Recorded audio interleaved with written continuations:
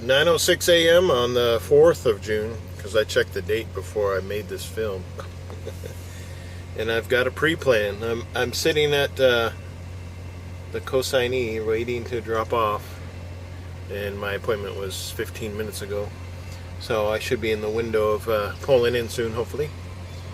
And we shall see.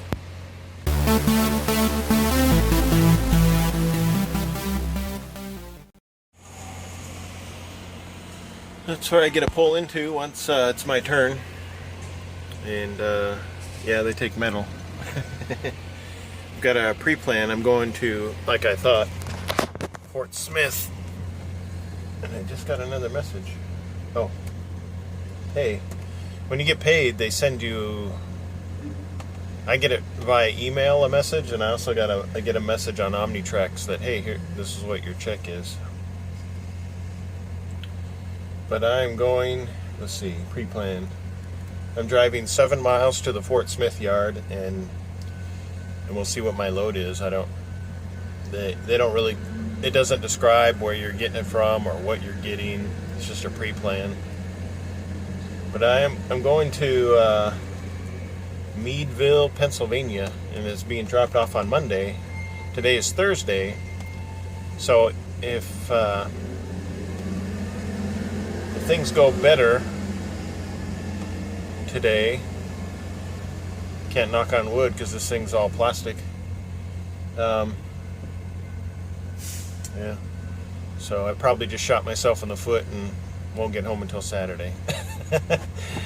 But anyway, I'm crossing my fingers. I can make it home tonight if things go well. But if things deviate from well in the least little bit, I will probably make it home Friday morning. It's not bad. I'll get a couple days, about 2 full days, a little bit longer at home, which will allow me to actually accomplish something. I'm trying to finish that a room downstairs in my basement for my 21-year-old, so I can charge him more rent. So, but that's life. Waiting to get home so I can do stuff. It's not like I don't work enough. It is 9:48. They're in the process of unloading me, but they've had the misfortune of having to drop down to just one forklift. All the other ones are non-operational, or have encountered some kind of problem that they may be trying to work out, but right now they only have one that they're utilizing to unload me and fill whatever orders they have. They have huge racks of did that sound inappropriate?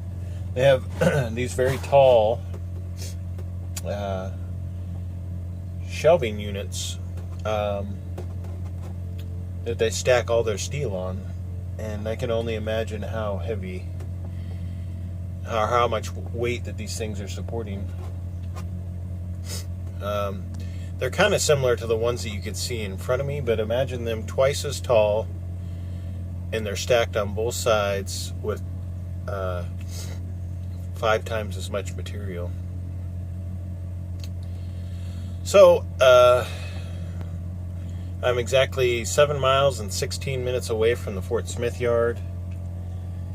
And as soon as they unload me, or finish unload me, they've started, and then they encountered a mechanical issue.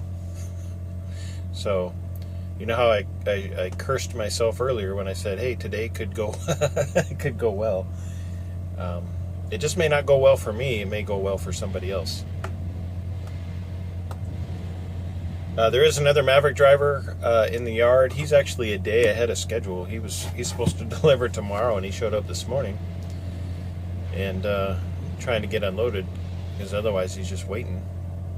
I'm not sure how. Oh, they must have got one working, or they're utilizing the one forklift they got to unload some more of my materials. So I'm not sure how he picked up in Chicago and delivered here, which would be pretty easy to do, I think, in one day. That's why I think I might make it home today, based on my hours. But hey, you never know. You never know.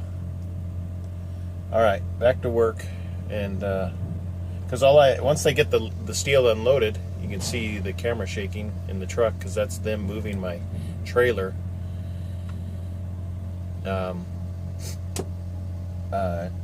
Pulling the steel off of there. But once they get all the steel off, I can put my dunnage away, get my paperwork, and zoom on out of here.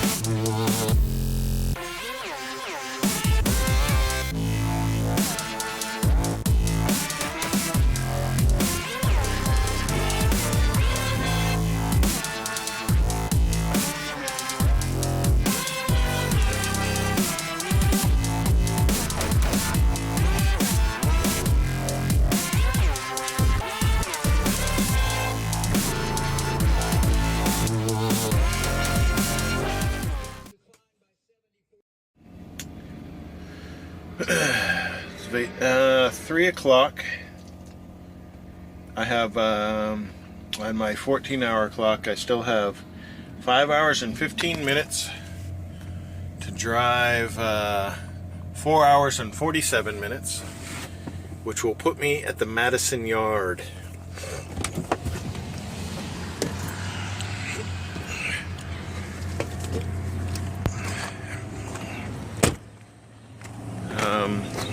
Which is a good thing.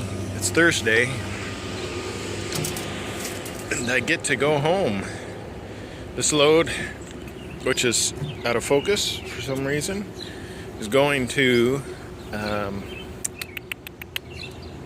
Meadville, Pennsylvania. Excuse me. And it weighs, I think, 44,360 pounds or something like that. You know, maybe 61. It's just, it doesn't require to be tarped, which I like. This was loaded at the Fort Smith yard, actually across the street at the steel company, and traditionally that is a bad sign, but today I got everything done in 50 minutes. So I got in there, loaded, went through their scale house procedures, and then drove down to we put our belly wraps on the front and back, and then we're not allowed to get on our trailer there at that company. So what I did is I drove the 300 feet down the road to the Maverick yard, pulled in there, backed into a space, and did my chains. And this is one of those rare occasions where you could see these steel bundle loads without a tarp on it. And I've got 4 chains and 2 belly wraps, so that's 6 8,000 pound securements. So it covers up to 48,000 pounds, so I'm covered there. You can see we use these rubber mats, we call them coil pads, as a protection for the steel bar underneath. And these are tight. I was laying I got some good leverage on putting these on, and I wouldn't be surprised if these things put some permanent indentations in the rubber. But I also captured some video of pulling into the Springfield horrendous pilot that I always talk about, so you could see, you'll be able to see briefly how many spots there were actually spots available today, but how much parking is available. And because I had to get fuel, typically I like to go to, now I try to aim for Love's, but there wasn't one within the range of mileage I had left on my current fuel capacity, so I had to make do with the pilot that was on the way to my house. So they only required 4 boards.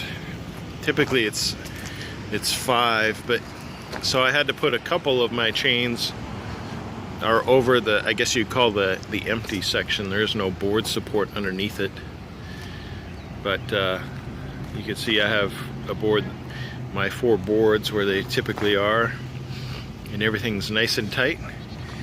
And I'm doing my 30-minute break. There's this I'm in Monette. I would think it would be pronounced Monet, but it's spelled Monette. Missouri? Arkansas? Missouri. It's got to be Missouri. I always get, I get lost. Anyway, it's a big dirt lot, and I've never parked here before. And I looked before I approached this place because I wanted to go to Taco Bell. I did some research on Google Maps, and let's get into the air conditioning because it's warm outside. Did some research, and I was looking at it, and I'm like, you know what? I bet you trucks, like you could see the tracks in the dirt, and it's like something large is turning around in these parking lots. And and then I did some research in case when I got here that this was smaller than what it appeared. I figured, well, let me make sure if I can't pull into this spot, into this area here, because maybe Google Maps, are not what I would call current. Just in case there was no way to get in here, I wanted to make sure that I could, once I made this turn off of this main road in front here, I would be able to get out of here. Because the last thing I want to do is turn down a side street with a plan and not have anywhere to go. So I made sure that I can make it, once I made the turn on this street, there's a street behind me that goes down, and it would bring me right back to the main street, and it had plenty of room to make any turns I may need in case this was not going to work out. Because typically I go up that direction to I-44, And this is the US 62, what I call shortcut. Because if you stick on the interstate, you add like 20 minutes to almost half an hour and a lot of mileage. This is cutting off mileage and time. So, and you can see other trucks. That's not a Maverick truck, but I mean a lot of trucks go down these roads and or utilize this side road, or a back road, I guess you could say. It's commonly known as H. That's what I look for on my GPS, is H, and this way I know where to cut off of I-44. But anyway, I made it in here. And actually I made the turn and I was like, okay, there's nobody parked here and I look like I have plenty of space, so I just made my turn and pulled right straight at, you know, I didn't have to make any turns once I got in here. So now I'll just be able to pull out. There's a stop sign right there, but I mean where that vehicle is turning right, that's all I have to do is go straight out that way and then follow that bus, because I'll be taking the back road. So I have 2 minutes left on my clock, so I'm not going to risk shortening my time, because there's 4 hours and 47 minutes. So I'm going to have like 5 hours and 6 minutes to do it. And I'm going to have to make another load check somewhere, so hopefully everything goes smooth, because the goal is Madison, Illinois tonight in 4 hours, which would put it at 7:40, almost 8 o'clock, which I don't mind because it's home later.